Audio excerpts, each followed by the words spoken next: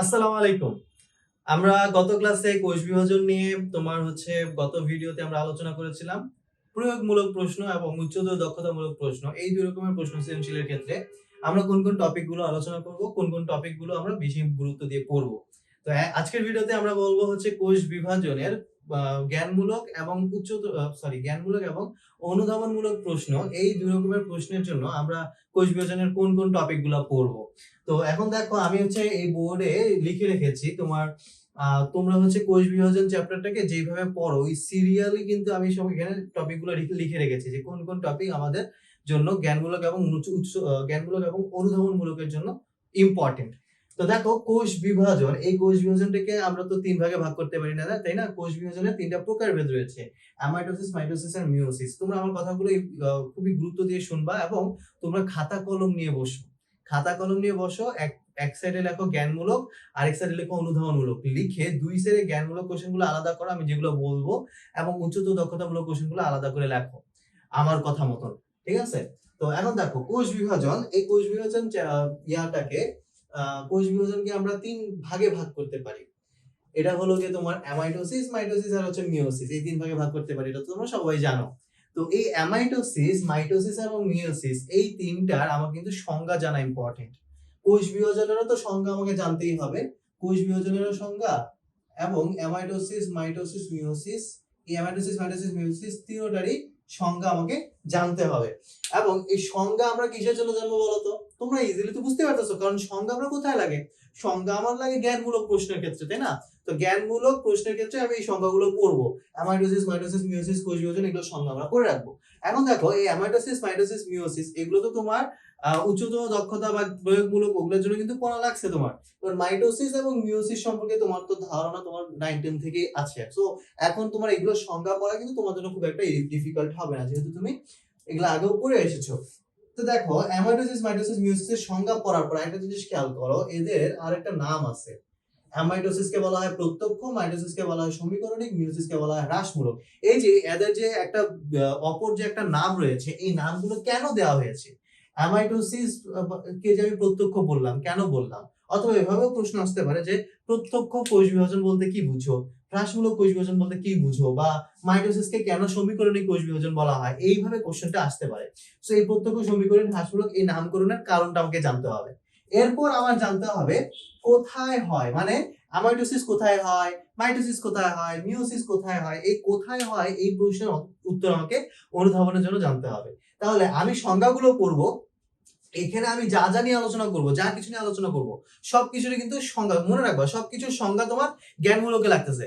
সংজ্ঞা বাদে আমি যা যা বলবো সবই তোমার লাগবে অনুধাবনের জন্য। যেমন এগুলো কেন, এই নামগুলো কেন দেওয়া হয়েছে, এটা অনুধাবনে লাগবে। কোথায় হয় এগুলো, এটা অনুধাবনে লাগবে। ওকে, এরপর আসো কোষ চক্রতে। কোষ চক্র জিনিসটা কি? কোষ চক্র হচ্ছে তোমার ওই একটা কোষ যে বিভাজিত হয়, কোষটা বৃদ্ধি পায়, বৃদ্ধি পাওয়ার পর আবার বিভাজিত হয়, সেই বিভাজিত কোষগুলো আবার বৃদ্ধি পায়, বৃদ্ধি পেয়ে আবার বিভাজিত হয়, এই যে একটা সাইকেল চলতেছে, এই সাইকেলটাকে তো কোষ চক্র বলে। সেই কোষ চক্রের সংজ্ঞা আমাকে জানতে হবে।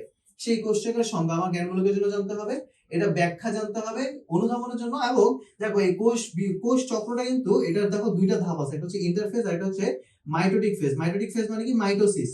মাইটোটিক ফেজ মানে মাইটোসিস, তার মানে কোষ চক্রের ক্ষেত্রে কিন্তু মাইটোসিসই হবে। বুঝা গেছে? তাহলে মাইটোসিসের ক্ষেত্রেই কোষ চক্র দেখা দেয়, এটা কিন্তু মিয়োসিসে হয় না।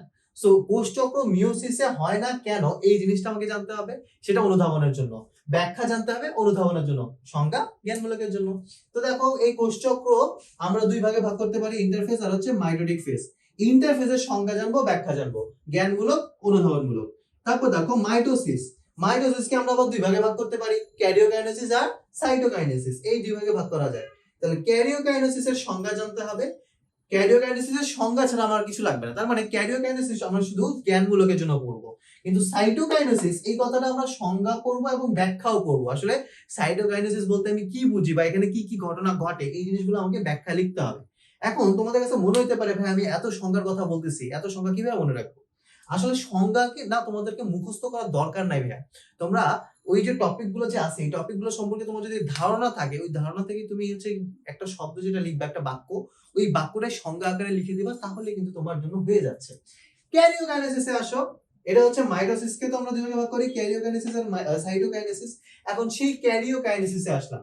ক্যারিওকাইনেসিসের মধ্যে আমরা আমরা তো মাইটোসিসকেই তো দুই ভাগে ভাগ করেছি, ক্যারিওকাইনেসিস, সাইটোকাইনেসিস। এই ক্যারিওকাইনেসিস মানে কি? নিউক্লিয়াসের বিভাজন, যেটাকে আমরা 5টা ধাপে আলোচনা করি, প্রোফেজ, প্রোমেটাফেজ, মেটাফেজ, অ্যানাফেজ আর টেলোফেজ। এবং মনে রাখবা এই 5টা ধাপ কিন্তু আমি তোমার ওই প্রয়োগ এবং উচ্চতর দক্ষতার ক্ষেত্রে বলে আসছিলাম যে এগুলো ওই সব ক্ষেত্রে ইম্পর্টেন্ট টপিক।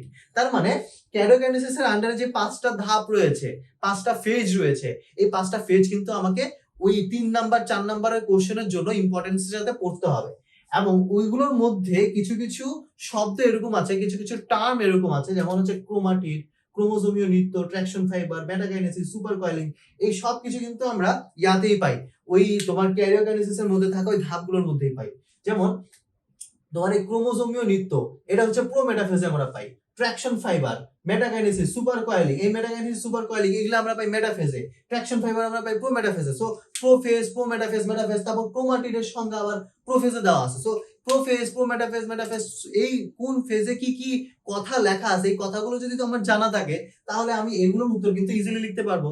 তার মানে আমি যদি উচ্চতর দক্ষতা এবং প্রয়োগের ক্ষেত্রে আমি যে যে টপিকগুলো বলে এসেছি ওগুলো যদি তুমি ভালো করে পড়ে রাখো, তাহলে তোমার এই জ্ঞানমূলকগুলো কিন্তু অ্যান্সার করা ইজি হয়ে যাবে।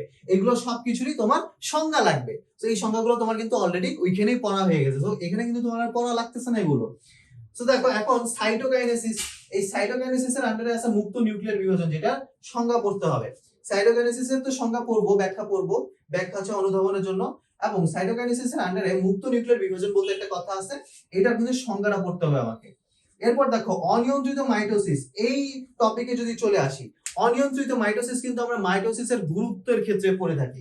মাইটোসিসের গুরুত্বে এবং মাইটোসিস যদি অনিয়ন্ত্রিত হয়ে যায় তখন কি কি সমস্যা হবে আমাদের বডিতে, ক্যান্সার হওয়া, টিউমার হওয়া, এই জিনিসগুলো, এগুলো কিন্তু আমার ওই জ্ঞান উচ্চতর দক্ষতা এবং প্রয়োগের ক্ষেত্রে অর্থাৎ 3 নাম্বার 4 নাম্বারের জন্য আমার অলরেডি পড়া লাগতেছে।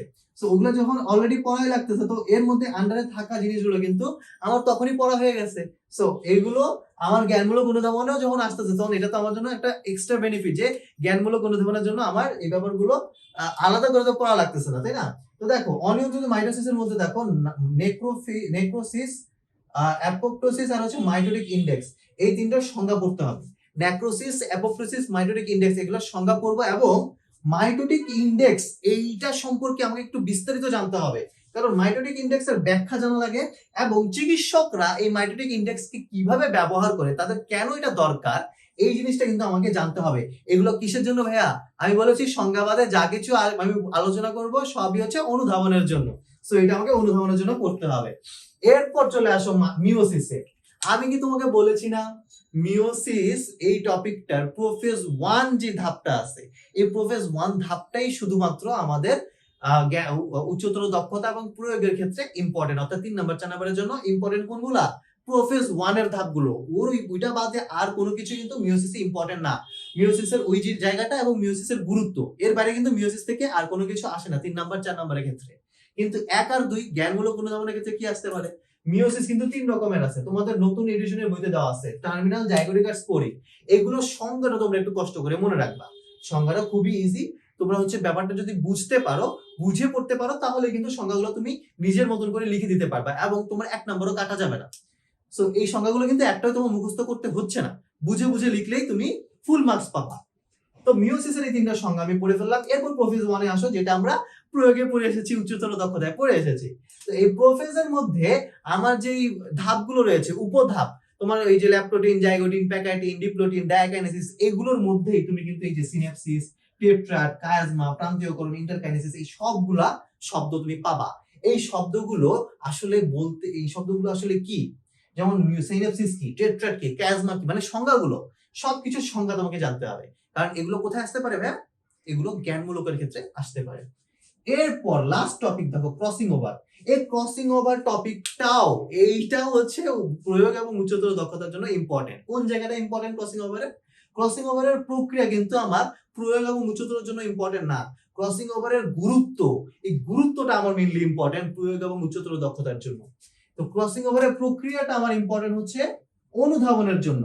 ক্রসিং ওভারের ব্যাখ্যাটা জানতে হবে, সংজ্ঞাটা জানতে হবে। সংজ্ঞা আমি জ্ঞানমূলকের ক্ষেত্রে লিখবো, এবং ক্রসিং ওভার ব্যাখ্যা দিতে পারে, এটা প্রক্রিয়াটা লিখতে দিতে পারে, এগুলো অনুধাবনের জন্য। বুঝতে পারছো ব্যাপারটা? এখন ক্রসিং ওভার এইটা করলে কিন্তু আমাদের ক্ষেত্রে একটা বৈচিত্র্য তৈরি হয়, নতুন নতুন বৈশিষ্ট্যের সৃষ্টি হয়। এই নতুন নতুন বৈশিষ্ট্যটা কিভাবে সৃষ্টি হয় এটা অনুধাবনে আসে, এবং সেক্ষেত্রে কিন্তু তোমার এই প্রক্রিয়াটাই মেনলি লিখতে হবে। সো ওভারঅল আমার কোষ বিভাজনে জ্ঞানমূলক এবং অনুধাবনের জন্য আমি কি কি পড়বো সবকিছু কিন্তু আমি এখানে বলে ফেলেছি। তোমার এর বাইরে আর কিচ্ছু পড়তে হবে না, এর বাইরে কিছু চিন্তাও করতে হবে না, কোনো টেস্ট পেপার খোলা লাগবে না, কোনো গাইড খোলা লাগবে না, কোনো কিছু করা লাগবে না। তুমি জাস্ট এই ইনস্ট্রাকশনটা ফলো করো, তোমার কোষ বিভাজন 10 এ 10 ইনশাআল্লাহ কনফার্ম।